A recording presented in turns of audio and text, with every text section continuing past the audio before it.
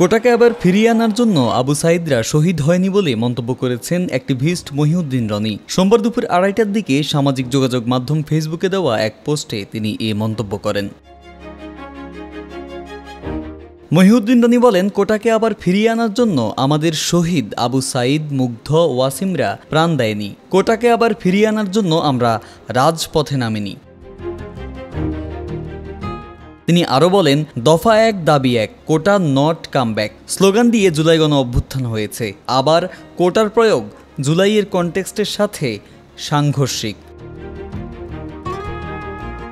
রনি বলেন, যদি শহীদ পরিবার ও আহতদের প্রাপ্য মর্যাদা দিতে হয় তাদেরকে ভাতা দিন, বাড়ি করে দিন, কিন্তু চাকুরিতে কোটা না। কোটা না মেধা, মেধা মেধা। এত দ্রুত এই স্লোগান ভুলে গেলে চলবে না।